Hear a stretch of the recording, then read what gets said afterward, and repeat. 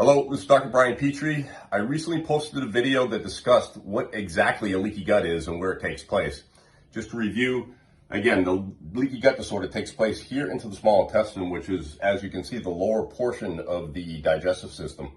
Now, I did mention that I wanted to go into the mechanisms that can cause the leaky gut disorder, but before we even get to that point, it's important to understand what the normal digestive process is. Because if there is a breakdown in anywhere before we even get to the small intestines, then it's going to be impossible to fix any leaky gut disorder.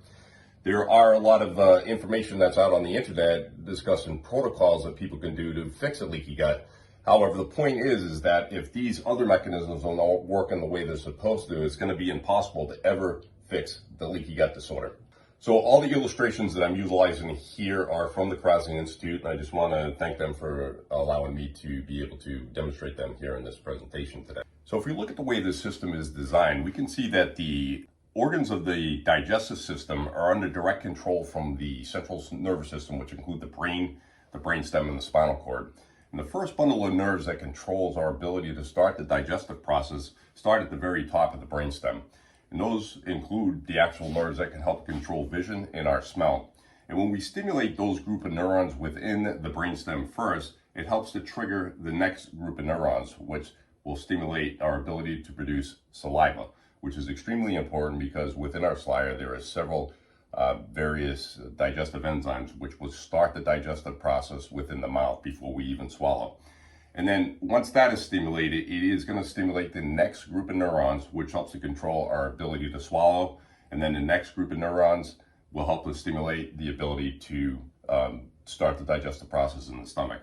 And again, these have to happen in order. It's kind of like a domino type effect. You can't stimulate one without the other ones being stimulated first in order to have a normal digestive process. Once we are chewing the food, it will actually stimulate the next bundle of nerves in that brainstem, which will allow that food to start moving down the esophagus and enter into the stomach, which again is going to turn on the next group of neurons in the brainstem to stimulate the release of hydrochloric acid and other digestive enzymes.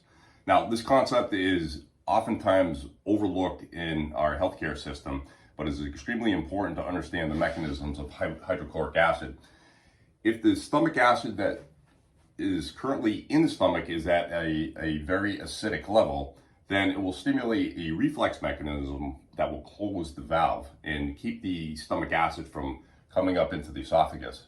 However, if there's a lot of things that can cause a decrease of stomach acid and make your stomach more basic, when that occurs, it will not stimulate this reflex mechanism, and that valve will stay open and it will allow the stomach acid that is in there to actually come up into the esophagus and give you the symptoms of heartburn. So the problem with acid reflux and heartburn is not because you have too much stomach acid, which most of us have been told. It's because the stomach acid is not where it should be. And this becomes a problem because having the correct level of stomach acid helps to break down the process, particularly our proteins. And what that stomach acid does is it unfolds the proteins that enter into the stomach, which allows the digestive enzymes to break down those proteins from protein into peptides and into amino acids, which is extremely important because we do not want those proteins to pass into the small intestines. They become extremely inflammatory to the gut and the rest of the body if we're allowing proteins to actually pass into the stomach. And when we're taking certain types of medications, that can actually cause that to allow these proteins to pass through and again, set up an inflammatory mechanism within the rest of the digestive system. So again, having the right amount of stomach acid, you're actually breaking down those proteins into amino acids, which is what you want for normal digestion into the small intestines. Now, there are several things that can cause us to have decreased stomach acid, and they can include certain medications will reduce that. And H. pylori infection is the most common bacterial infection around the world, and that can actually reduce stomach acid as well. There could be dysautonomia, which is basically an imbalance of the nervous system. Thyroid type disorders, which is a type of hormonal dysregulation.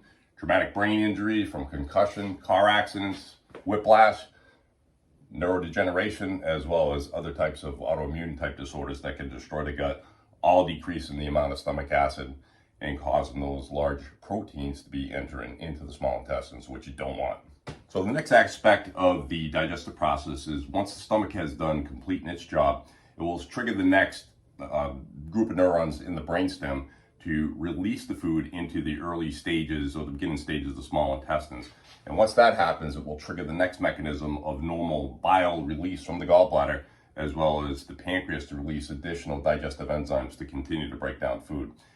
The important thing to understand is that all of this has to take place in the abdominal normal succession before we can even get to the area of where a leaky gut is. And if it's not taking place and it's not corrected or repaired, then it's going to be impossible to ever fix a leaky gut disorder. How do you find out whether or not you have a breakdown in the system? We have very specific questionnaires that you can fill out, and that can help to give us an indication that there may be an issue with the digestive process anywhere along this steps that we take. So what you could do is call our office and speak to Amanda at the front desk, and we can either email them to you, fax them to you, or you can pick them up. And just give our office a call at 774-409-5055. Thank you.